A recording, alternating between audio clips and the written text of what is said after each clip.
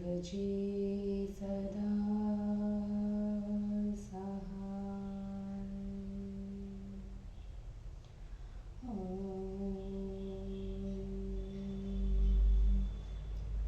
नमः शिवाय। गुरुजी सदा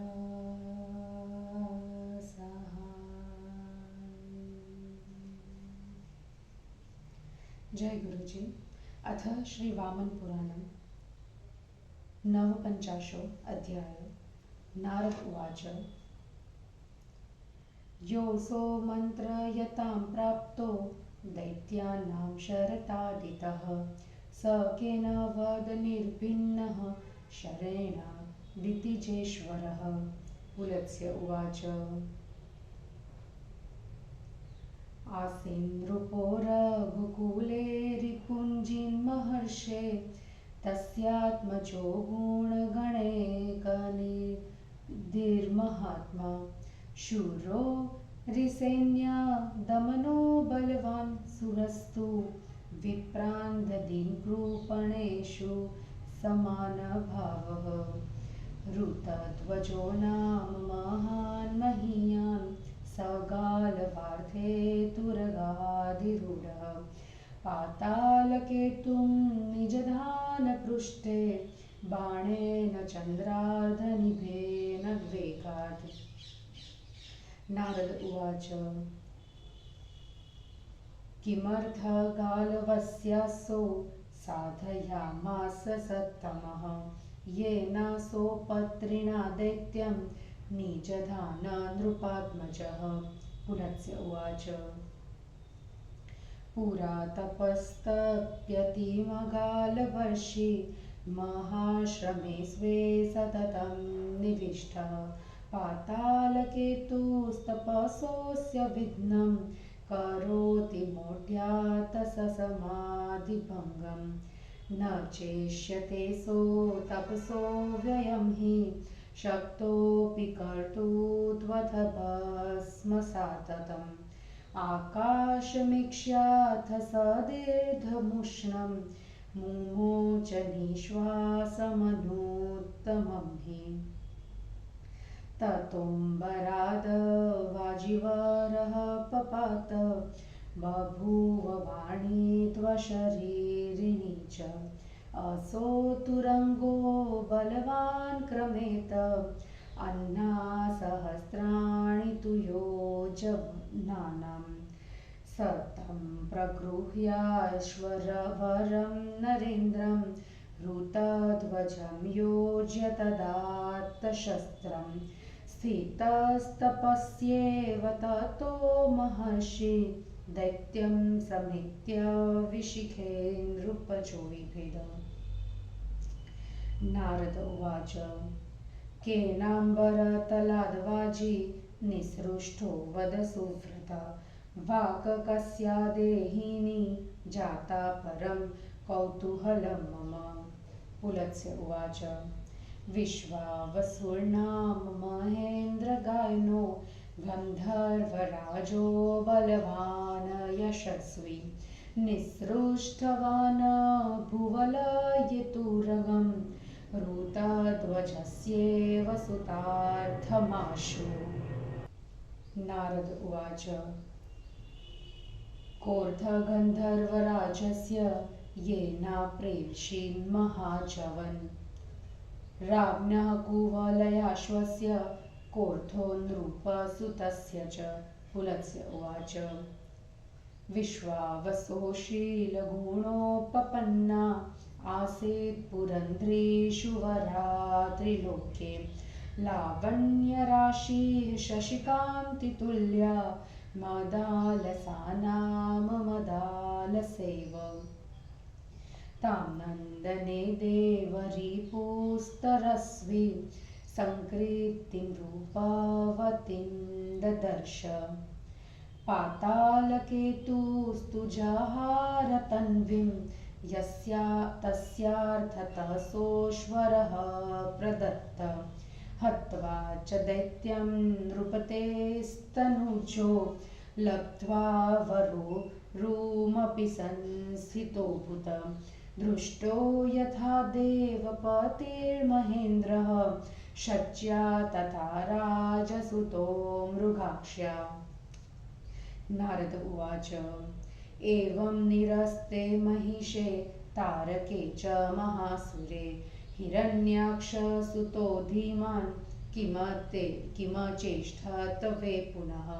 पुलत्स्य उवाच तारकं निहतं दृष्ट्वा महिषं च रणेद्धकः क्रोधं चक्रे सुदुर्बुद्धिर्देवानां देवसैन्यः ततः स्वल्लपरिवारः प्रगृह्य परिधं करे निर्जगामाथ पातालात् विचचार च मेदनीम ततो विचरता तेन मन्दरे चारुकन्दरे दृष्टा गौरी च गिरिजा सखी मध्ये स्थिता शुभा ततो भूतकामबाणार्तः सहसैवान्धकोऽसुरः तां दृष्ट्वा चारु सर्वाङ्गीं गिरिराजसुतां वने अथोवाचासुरोन्मूढो वचनं मन्मथान्धकः कस्येयं चारु सर्वाङ्गी वने चरति सुन्दरी इयं यदि भवेन्नेव ममान्तःपुरवासिनी तन्मदीयेन जीवेन क्रियते निष्फलेन किम यदस्यास्तनुमध्याया न परिष्वङ्गवानहम् अतो धीर्मां रूपेण किं स्थिरेण प्रयोजनं स मे बन्धुः स सचिवः स भ्राता साम्प्रदायिकः यो मामसीतकेशां तां योजयेन्मृगलोचनाम् इत्थं वदति दैत्येन्द्रे प्रह्लादो बुद्धिसागरः पिधाय कर्णहस्त्याभ्यां शिरः कम्पं वचोब्रवीत् मामेवं वद दैत्येन्द्र जगतो जननी त्वियं लोकनाथस्य भार्येयं शङ्करस्य त्रिशूलिनः मा कुरुष्व सुदुर्बुद्धिं सदा कुलविनाशिनीं भवतः परदारेयं मानिमज्ज रसातले सत्सु कुत्सितमेवं हि असत्स्वपि हि कुत्सितं शत्रवस्ते प्रकुर्वन्तु परदारावगाहनम् किञ्चित् त्वया न श्रुतं दैत्यनाथ गीतं श्लोकं गादिना पार्थिवेन दृष्ट्वा सैन्यं विप्रधेनुप्रस्तकं तथ्यं पथ्यं सर्वलोकहितं च वरं प्राणात्स्याज्य न च पिशुनवादेष्वभिरति वरं मौनं कार्येन च वचनमुक्तं यदनृतं वरं क्लीबैर्भाव्यं न च परकलत्राभिगमनं वरं भिक्षार्थित्वं न च परदानास्वादमसकृत स प्रह्लादवचः श्रुत्वा क्रोधान्धो मदनार्दितः इयं सा शत्रुजननीत्येवमुक्त्वा प्रदुर्ध्रुवे ततोऽन्वधावन दैत्येया यन्त्रमुक्ता इवोपला तानरुरोध बलानन्दे वज्रोद्धत करो व्ययः मयतार पुरोगास्ते भारिता द्रावितास्तथा कुलिशेना हतास्तूर्ण जग्मुभिर्ता दिशो दश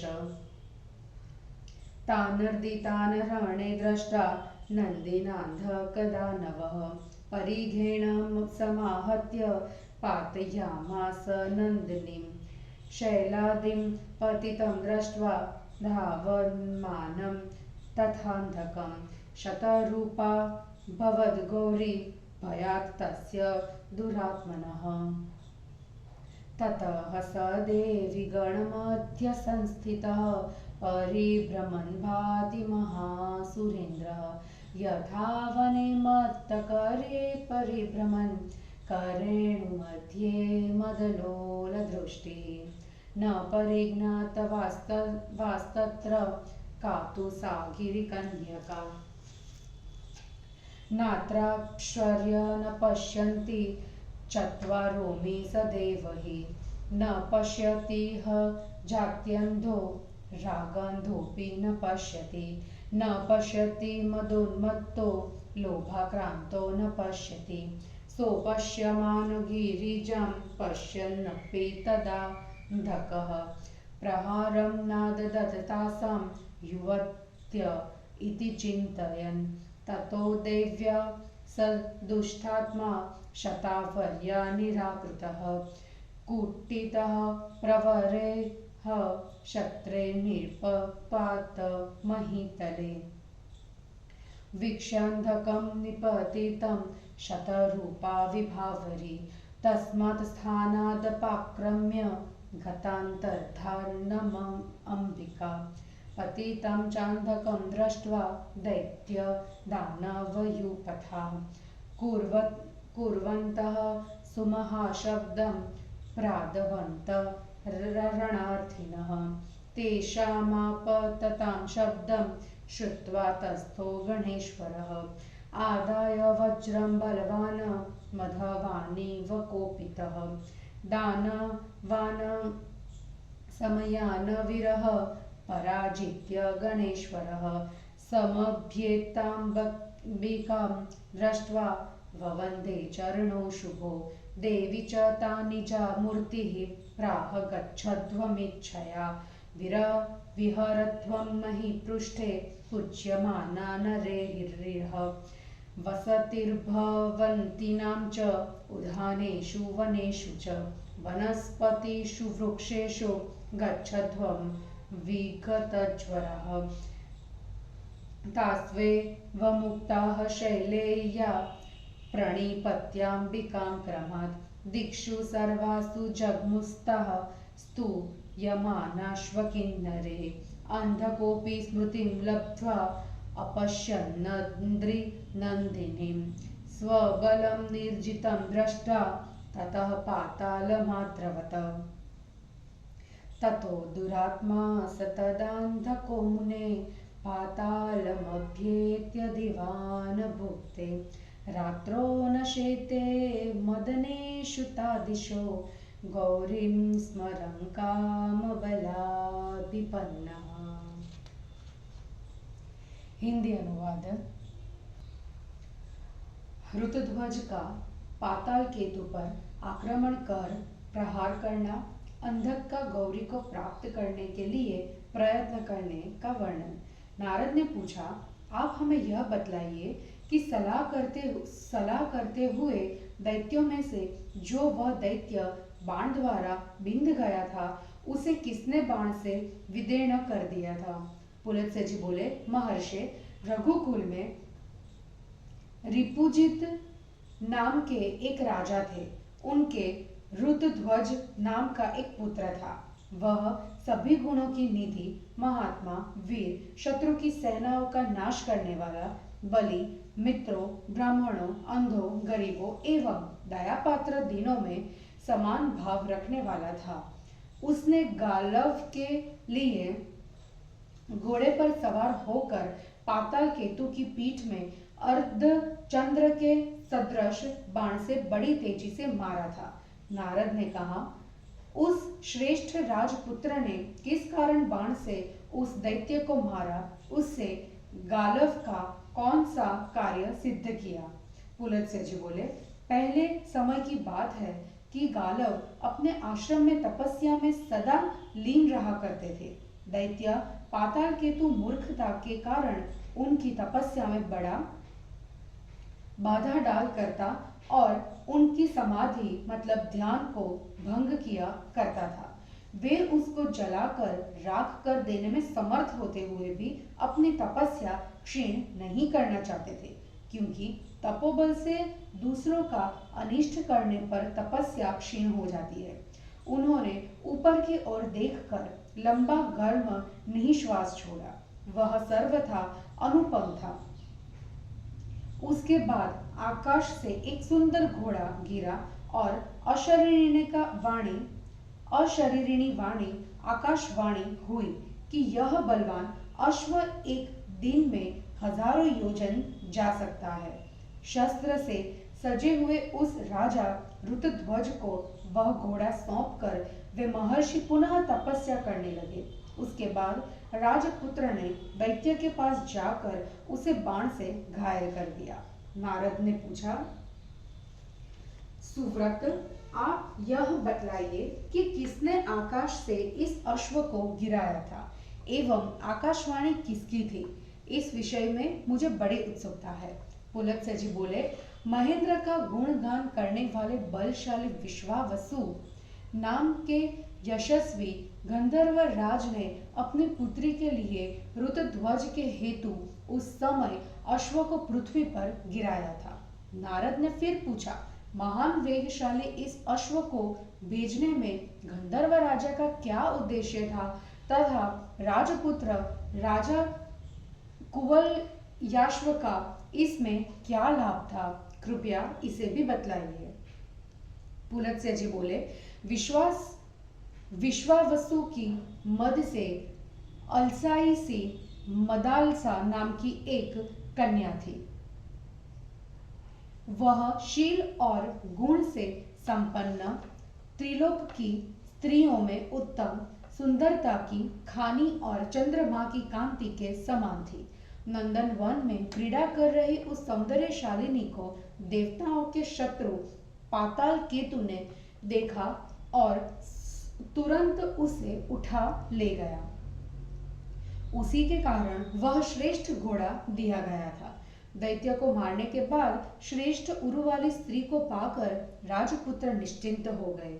राजपुत्र उस मृगनयनी के साथ ऐसे सुशोभित हो रहे थे जैसे शची के साथ इंद्र सुशोभित होते हैं। नारद ने पुनः पूछा, इस प्रकार महान असुर तारक और महिष के निरस्त समाप्त हो जाने पर हिरण्याक्ष के बुद्धिमान पुत्र ने पुनः क्या किया। पुलत्स्य जी बोले, तारक और महिष दोनों को संग्राम में मारे गए देखकर देवसेना के समूहों का नाश करने वाला महामूर्ख अंधक देवताओं पर कुपित हो गया। उसके बाद थोड़ी सी सेना के साथ वह हाथ में परिध लेकर पाताल से बाहर निकल आया और पृथ्वी पर विचरण करने लगा। उसके बाद घूमते हुए ही उसने सुंदर कंदराओं वाले मंदर गिरी पर सखियों के बीच में गिरि नंदिनी कल्याणी गौरी को देखा। उस सर्वांग सुंदरी गिरिराज नंदिनी को वन में देखकर अंधकासुर एकाएक काम बाण से पीड़ित हो गया। तब काम से अंधे हुए उस मूर्ख असुर अंधक ने कहा, वन में भ्रमण कर रही यह सर्वांग सुंदरी ललना किसकी है? यदि यह मेरे अंतःपुरम में निवास करने वाली न हुई तो मेरे इस व्यर्थ के जीवन से क्या लाभ? यदि इस कृशोदरी सुंदरी ललना का आलिंगन मुझे प्राप्त न हुआ तो मुझे धिक्कार है। मेरी इस स्थायी सुंदरता से क्या लाभ? मेरा वही बंधु, वही सचिव, वही भ्राता तथा वही संकट काल का साथी है जो इस काले केश वाली मृगनयनी सुंदरी को मुझसे मिला दे। दैत्यराज के इस प्रकार कहने पर महाबुद्धिमान प्रहलाद दोनों हाथों से दोनों कानों को ढककर सिर हिलाते हुए बोले, दैत्येंद्र, इस प्रकार मत कहो। ये तो संसार की जननी और लोकस्वामी त्रिशूलधारी शंकर की पत्नी है। तुम कुल का सगह विनाश करने वाली ऐसी दुर्बुद्धि मत करो। तुम्हारे लिए ये परस्त्री है, अतः रसातल में मत गिरो, क्योंकि ऐसा दुष्कर्म सज्जनों में तो अत्यंत निंदित है ही, असत पुरुषों में भी निंदित है। ऐसा दुष्कर्म पर द्वारा अभिगमन तुम्हारे शत्रु करे जिससे उनका विनाश हो जाए। दैत्येश ब्राह्मण की गौ पर प्रसक्त सेना को देखकर गाधिराज ने समस्त जगत के लिए कल्याणकारी सत्य एवं उचित जो श्लोक कहा है, क्या उसे आपने नहीं सुना है? उन्होंने कहा है, प्राणों का छोड़ देना अच्छा है, परंतु चुगलखोरियों की बात में दिलचस्पी लेना उचित नहीं। मौन रहना अच्छा है, किंतु असत्य बोलना ठीक नहीं। नपुंसक होकर रहना ठीक है, परंतु परस्त्री गमन उचित नहीं। भीख मांगना अच्छा है, किंतु बारंबार दूसरे के धन का उपयोग करना उचित नहीं। प्रहलाद का वचन सुनने के बाद काम पीड़ित अंधक क्रोध से अंधा होकर यह वही शत्रु की जननी है, यह कहते हुए दौड़ पड़ा। उसके बाद दूसरे और दानव भी यंत्र से छूटे हुए पत्थर की गोली के समान उसके पीछे दौड़ चले, परंतु अव्यय नंदी ने हाथ में वज्र उठाकर बलपूर्वक उन सबको रोक दिया। वज्र की मार से रोक दिए गए और भगाए जाते हुए वे मय एवं तारक आदि सभी दैत्य डरकर दसों दिशाओं में भाग गए। संग्राम में अंधकासुर ने उस सभी को नंदी द्वारा पीड़ित देखकर नंदी को परिध से मारकर गिरा दिया। नंदी को गिरा हुआ और अंधक को दौड़कर आते हुए देखकर गौरी उस दुष्टात्मा के भय से सैकड़ों रूप वाली हो गई। उसके बाद देवियों के बीच घूमता हुआ वह दैत्य ऐसा लग रहा था जैसे कि वन में हथिनियों के बीच घूमता हुआ मद से चंचल दृष्टि वाला मत वाला हाथी सुशोभित होता है, पर वह नहीं समझ रहा था कि उनमें वे गिरिनंदिनी कौन है। इसमें कोई आश्चर्य नहीं है, क्योंकि संसार में ये चार प्रकार के व्यक्ति सदा ही ठीक ठीक नहीं देख पाते। जन्म का अंधा नहीं देखता, प्रेम में अंधा हुआ नहीं देखता, मदोन्मत्त नहीं देखता एवं लोभ से पूरा भूत भी नहीं देखता है। अतः अंधक उस समय देखते हुए भी गिरिजा को नहीं देख पा रहा था। उस दानव ने उस सभी को युवती समझकर उन पर आघात नहीं किया। फिर तो शतावरी देवी ने उस दुष्टात्मा पर आघात कर दिया। उत्कृष्ट कोटि के शस्त्रों के बिंद कर वह पृथ्वी पर गिर पड़ा। अंधक को गिरा हुआ देखकर शतरूपों वाली विभावरी अंबिका उस स्थान से हटकर अंतर्हित हो गई। अंधक को गिरा हुआ देख दैत्यों एवं दानवों ने सेनापति युद्ध के लिए ललकारते हुए दौड़ पड़े। आक्रमण करने वाले उन दैत्यों के शब्द को सुनकर गणेश्वर बड़े हो गए। क्रुद्ध हुए गणेश्वर इंद्र के समान वज्र लेकर समय सहित दानवों को हराकर अंबिका के निकट गए और उनके शुभ चरणों में प्रणाम किया। देवी ने भी अपनी उन मूर्तियों से कहा, तुम सभी इच्छानुरूप स्थानों को जाओ और मनुष्यों की आराधना प्राप्त करते हुए पृथ्वी पर भ्रमण करो। तुम सबका निवास उद्यानों, वनों, वनस्पतियों एवं वृक्षों में होगा। अब तुम सभी निश्चिंत होकर जाओ। पार्वती के इस प्रकार कहने पर वे सभी देवियां अंबिका को प्रणाम कर किन्नरों से स्तुत होती हुई दसों दिशाओं में चली गई। अंधक भी होश में आने के बाद गिरिजा को न देखकर तथा अपनी सेना को हारी हुई समझकर पाताल में चला गया। मुने उसके बाद काम बाण से घायल एवं काम के वेग से पीड़ित दुष्टात्मा अंधक पाताल में जाकर गौरी का चिंतन करता हुआ न दिन में खाता था और न रात में सोता था। वह बेचैन सा हो गया था।